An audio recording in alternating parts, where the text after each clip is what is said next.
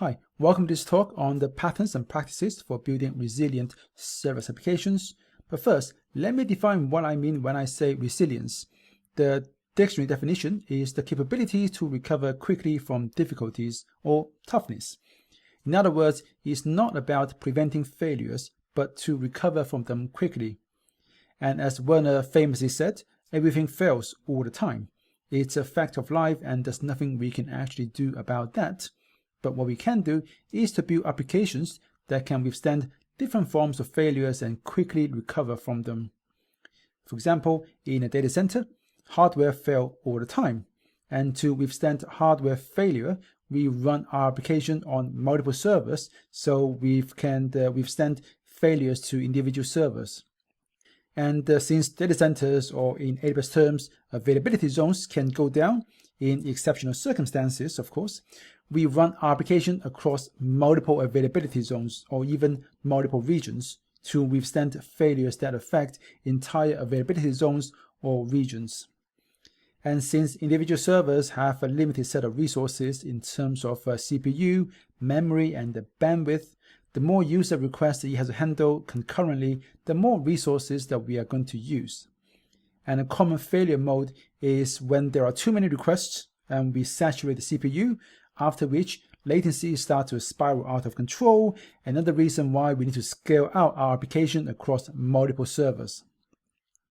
And when we have a distributed environment where services often have to coordinate with and depend on other services, and one service experiences failures, and they can often cascade throughout the whole system and affect even those user-facing services, which of course is not going to make your customers happy because they have to experience interruptions when they try to use your app.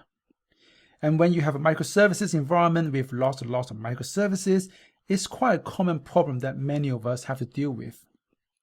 So my name is Yan Cui. I'm an AWS Serverless hero and a long-time AWS user. I have been running production workload on AWS for more than 10 years by now. And the last couple of years, I have focused on serverless technologies, including migrating a social network to run pretty much entirely on serverless a few years ago, which you can read all about on this link.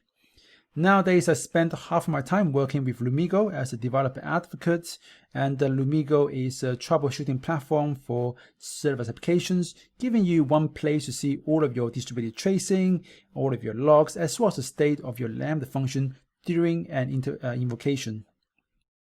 The other half of my time, I work as an independent consultant, and I help companies all around the world go faster for less by adopting serverless technologies. So back to building resilient serverless applications. This diagram from Woory Fredrickson highlights 4 broad areas that we should consider when we think about resilience.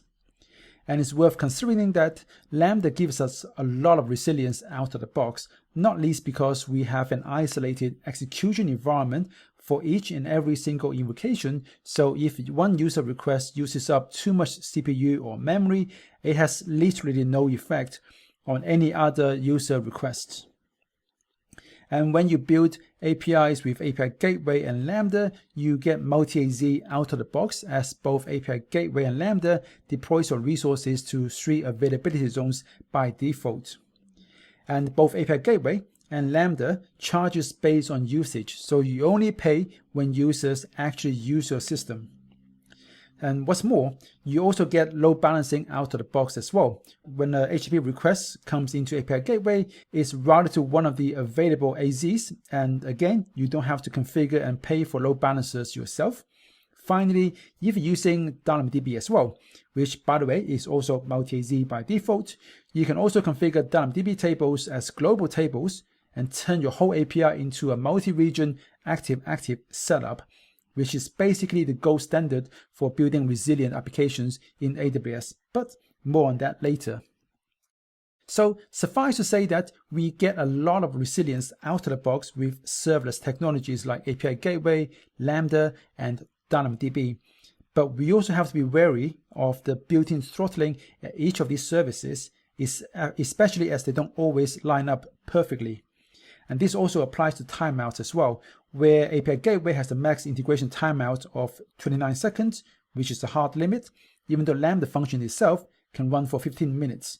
And the same goes to when you process SQS messages with Lambda, where you have to consider the visibility timeout on the queue and how it relates to the Lambda timeout. The general recommendation is that the SQS visibility timeout should be 6 times the Lambda function timeout. And a common pattern for making your APIs more resilient, at least in cases where we need to perform CPU-intensive tasks, is to offload them to a queue first, so the API function can respond quickly to the caller, and we can perform those long-running CPU-intensive tasks in another Lambda function where we don't have to worry about API gateway's 29 seconds timeout.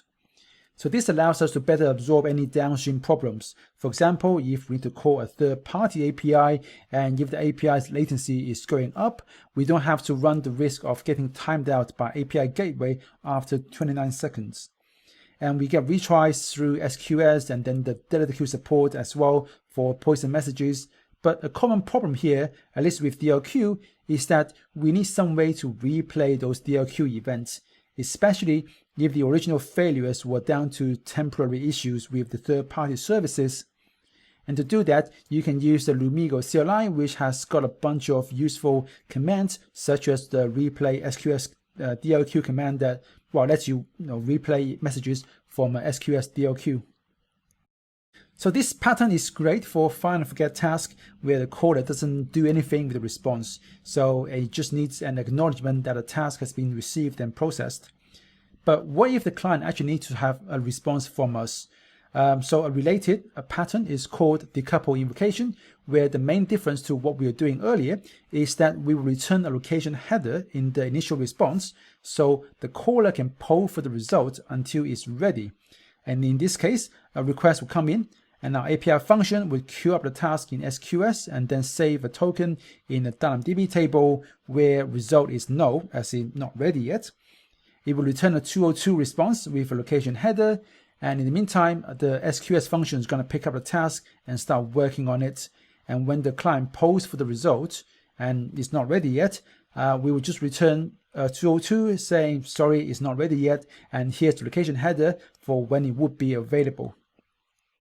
And when the background worker finishes the task, it's going to save the result into DB so that the next time the client asks for it, we can finally return a 200 with the result. So it's pretty straightforward. But wait, notice that we have a distributed transaction here where the API function has to write to both SQS and DB in the same invocation, which means if we are to do this the right way, then we will need to make sure that if one fails, we then have to roll back the other. So how do we go about implementing distributed transactions properly? Well, that's the Saga pattern, which is the pattern for managing failures in a transaction where each action has a compensating action for rollback. And here's a talk from Katie McCaffrey if you want to learn more about the Saga pattern. And imagine you're implementing a transaction for a holiday app where you need to book a hotel, then a flight, then some car rental. Each of these actions, as well as the rollback, can be modeled as Lambda functions, and then we can use step functions to coordinate our Saga, so that given an input like this, where I'm visiting Dublin from London, the happy path is going to have me book the hotel, then the flight, then the rental, and then complete the transaction. But if there was a failures, then we perform the rollback action to undo any state changes that's been done so far. And if we have booked the hotel but couldn't book the flight, then we have to roll back both the flight as well as the hotel booking in reverse order. The Saga pattern is a very powerful and very useful pattern, but it's just extra stuff that we have to do. In many cases, we can actually architect the distributed transaction out of our application by using DB streams instead, where a Lambda function would then take those DB inserts and then publish them as tasks to SQS, so no distributed transactions needed here. Or better still, we can just do the work in the DB function. DB streams is already some kind of a queue, so unless we're getting something extra with SQS, we don't have to use it. And with DB and the Kinesis streams, there's also this interesting error handling behavior where messages are retried until success. which is very useful in situations where the only thing that's likely to go wrong is when some third-party service is having an outage.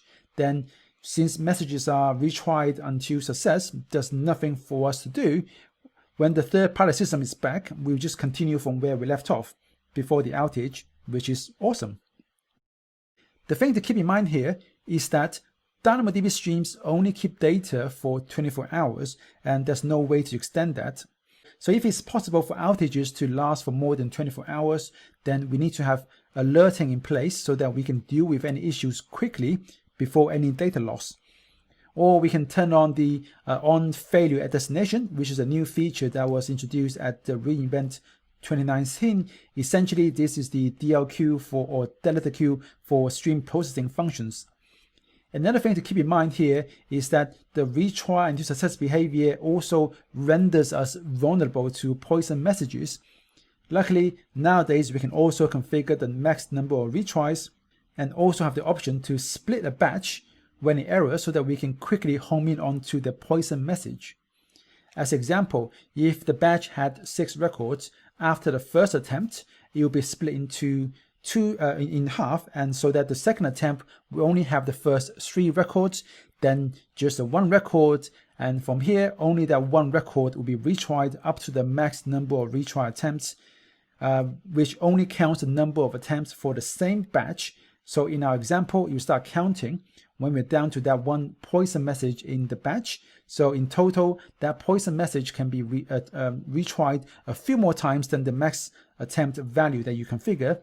You should use these 2 options together to avoid otherwise normal messages being discarded because of a single poison message in a batch. And when the poison message is eventually discarded, it's going to end up in your DLQ if you have configured one that is, and you should.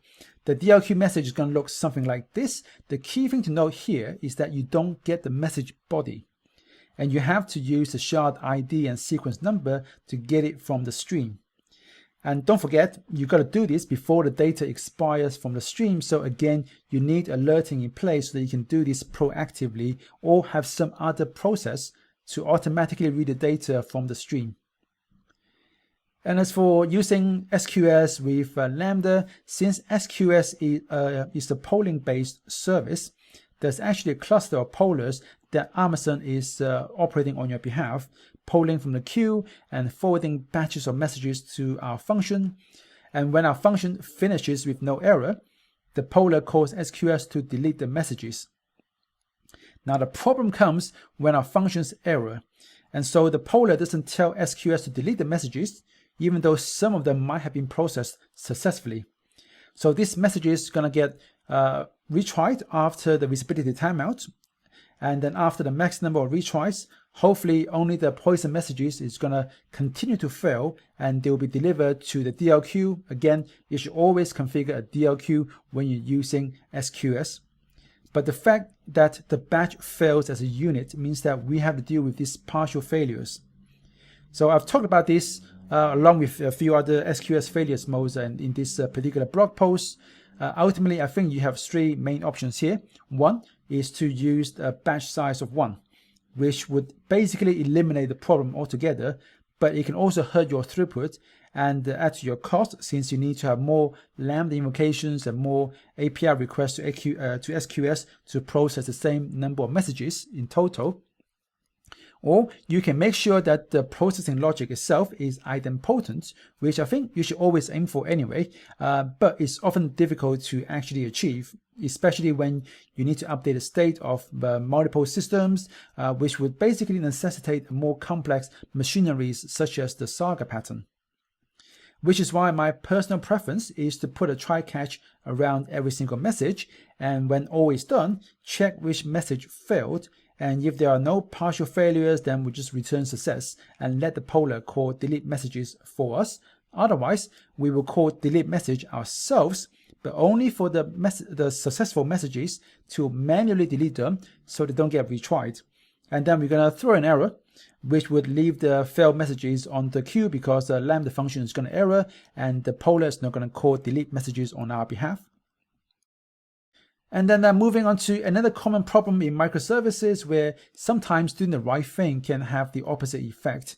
So imagine we have Lambda functions that need to call this service A, and at any moment in time, we have a number of concurrent executions all calling this service.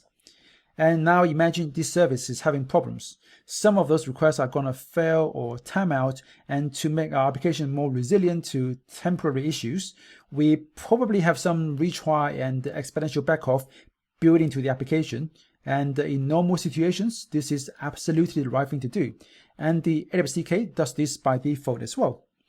Except in this case, where service A is already struggling, it has to deal with the retries as well as a fresh request from new concurrent executions.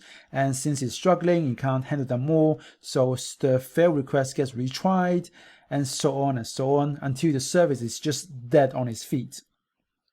And this, my friends, is what we call a retry storm, where problems can sometimes be exasperated by doing the right thing and retrying failed requests.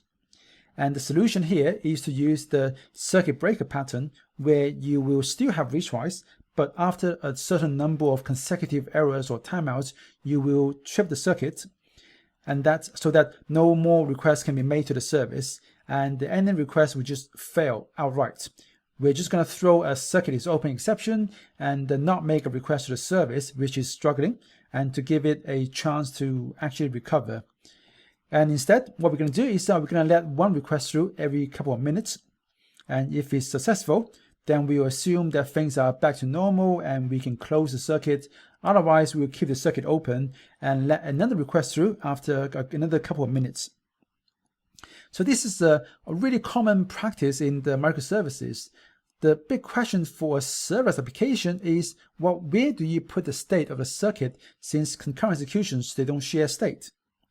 We can let every single concurrent execution just track its own state for its circuit breaker, which is simple and have no external dependencies, but it does allow more requests through, especially when you have new concurrent executions. They don't know the current state, so they have to figure out what the current state of the circuit should be.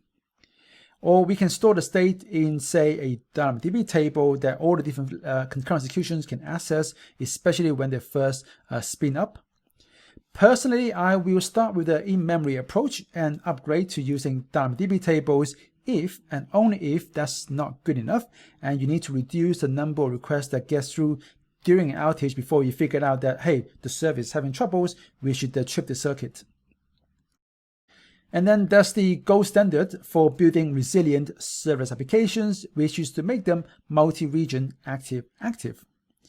Imagine you have a REST API with API Gateway, Lambda, and DynamoDB all running in US East 1, and all sitting behind Route 53 with a user-friendly domain name. Now, this setup is pretty resilient, as all the components have redundancy built in with a multi-AZ, but you are still vulnerable to region-wide failures. So to get to the next level of resilience, let's go multi-region. By deploying our application to 3 separate regions and to serve requests from all 3 regions all the time in an active setup, using Route 53 to route traffic to different regions, probably using geolocation or some latency-based routing.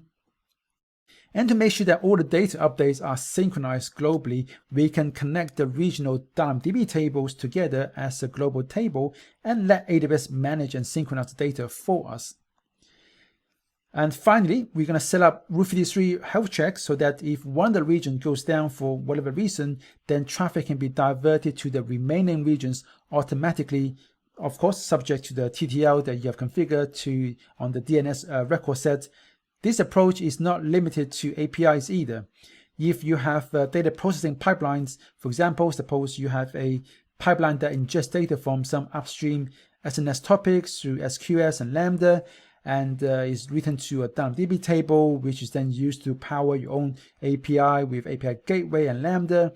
And now, suppose your upstream system is already running in a multi-region active setup, then you can subscribe your queue to both the SNS topic in both regions and ingest data from both, so that in the event that one of the regions goes down for the upstream system, the pipeline will continue to work without you having to do any manual intervention. Amazon engineers call this static availability, where the system will continue to operate in the face of availability zone or regional outages. However, in this setup, you end up ingesting the same data twice. So you do need to perform deduplication somewhere. It can be done using conditional writes when you insert the ingested data into DynamoDB. And to make our data pipeline and API MultiRegion active, we will deploy the same setup to 2 or more regions and set up global table for all the regional DynamoDB tables. And then each region which is subscribed is SQSQ to both upstream SNS topics. So that once again, if one of the upstream regions goes down, the system continues to operate without manual intervention. Remember, static availability. And of course, we'll use Route 53 in front of our API gateway so that in the unfortunate event that a whole region goes down, then our system will just continue to operate. And you would self-heal once the TTL on the DNS record expires and API traffic is diverted to the healthy region, all without us doing anything. One of the great things about doing this with the serverless components is that there's very little overhead for having the extra redundancy compared to running containers or VMs, where the diluted traffic to each region and AZ means that we end up spending a lot of money for unused resources. The downside of having a multi-region setup is that they are more complex, everything from the deployment to monitoring, and they are also harder to test as well. And the best way we have for testing these complex systems is chaos engineering, which I'm sure many of you have heard about from the likes of Netflix or Amazon, talking about how they queue their servers in production at random to simulate infrastructure failures that results in the loss of EC2 servers, and see if the system can actually stay up when these infrastructure problems happen. It's certainly one way that you can apply the principles of chaos engineering in practice, but chaos engineering itself is much broader. And in the words of principles of chaos.org, chaos engineering is a discipline of experimenting on a system in order to build confidence in the system's capability to withstand turbulent conditions in production. And it has become increasingly important to many organizations because we are just building more complex systems now, which have more complex and hard to predict failure modes. And the thing about failure is that you can't choose when they happen.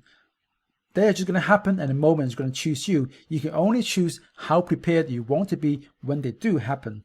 So Gunnar, who is also another serverless hero, published a very helpful library that allows me to inject failures into a Lambda function so that I can use it to test, to see, say, what will happen to my application if DynamoDB's latency or error rate is up, or what will happen if a service that I depend on has an elevated latency.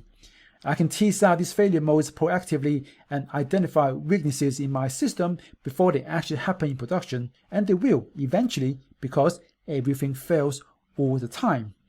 But what we can do is to build applications that can withstand these failures and recover from them quickly.